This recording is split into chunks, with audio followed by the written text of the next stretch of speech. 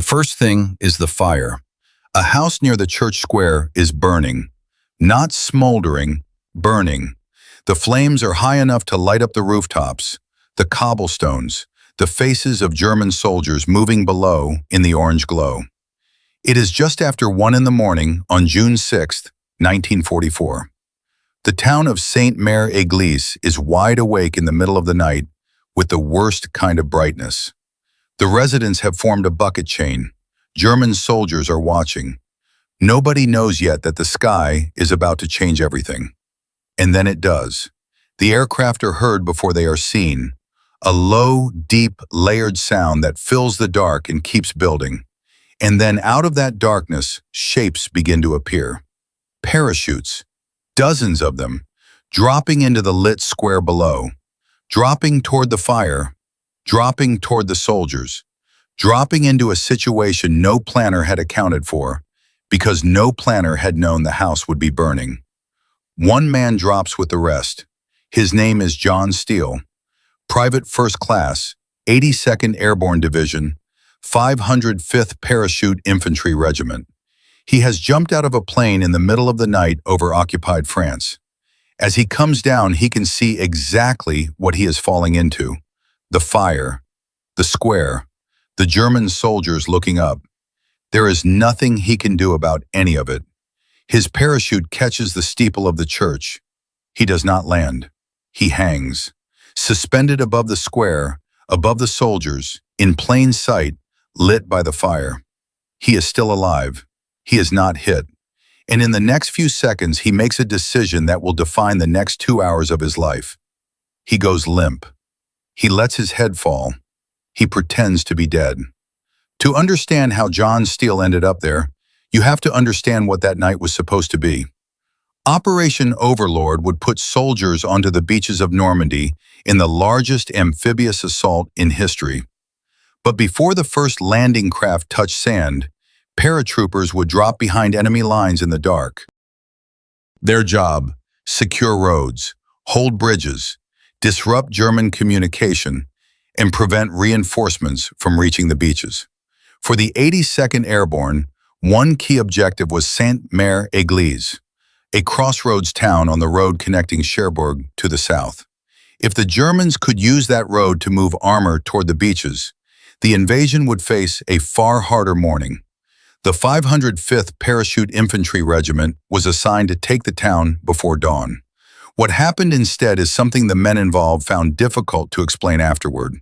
The German anti-aircraft fire that night was intense. Pilots made evasive maneuvers. Formations broke apart. Men who were meant to land within walking distance of each other ended up miles apart. Some came down in flooded fields the Germans had deliberately inundated. Some landed in trees. Some landed in the English Channel. The drop was a navigational catastrophe, and the men of the 505th flew directly over a town already lit like a signal fire. The burning house had started as an accident, an ember, possibly an electrical fault. The garrison had let residents form the bucket chain, so when the planes came over and the paratroopers fell, they came down into a lit square in full view of soldiers who were already awake, already armed, and already watching the sky. For the men who landed in that square, survival was measured in seconds. John Steele was not supposed to land in the square. No one was. He described it afterward, not in cinematic terms, but in the plain language of a man who had experienced something that didn't require embellishment. He could see the fire. He could see the soldiers. He watched what was happening to the men landing below. The ones who weren't killed before they touched the ground had almost no time to free themselves from their harnesses and find cover. And then his parachute caught the steeple. The jolt, the abrupt stop, his own body swinging against the old stone of the church in full view of the square. He had been hit during the descent. Shrapnel had struck his foot. He was in pain. But the pain in those first moments was less important than what he could see.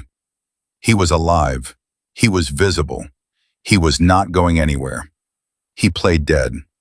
For approximately 2 hours, John Steele hung from the steeple of the church. 2 hours is a long time when you are in pain, a long time to hold still, to control your breathing, to keep your head at an angle that reads as lifeless to soldiers 30 or 40 feet below, who could look up at any moment. The harness holds. The stone does not move. The cold works into the body from the outside. He could hear everything from up there. The gunfire, the German soldiers moving in the square, the sounds of men dying. Some of the paratroopers who had landed nearby had not survived. Others had been captured almost immediately. From the steeple, Steele had an involuntary vantage point on everything he could not affect. The battle was happening without him. Men from his unit were fighting and dying within earshot, while he hung motionless above and waited. The church bell, level with him on the steeple, rang the hours. According to Steele's own account, the sound was deafening at that proximity. A mechanical, indifferent marking of time in the middle of the most violent night of his life. He did not move. The fire burned on. At some point in those 2 hours, the soldiers below looked up. He had been spotted, or respotted, noticed in a way that demanded a response. German soldiers made their way up to the steeple and cut him down. He was captured. This is where the story could have ended differently.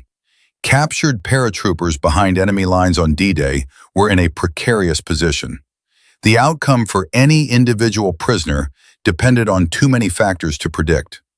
Steele was taken to a building in the town and held there. He did not stay long.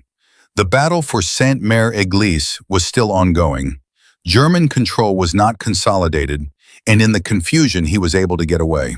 He rejoined American forces and continued to fight.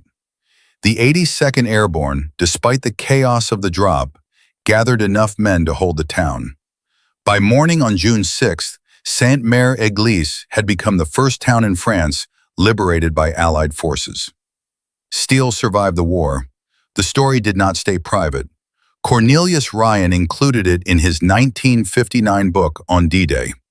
The 1962 film adaptation, The Longest Day, put it on screen.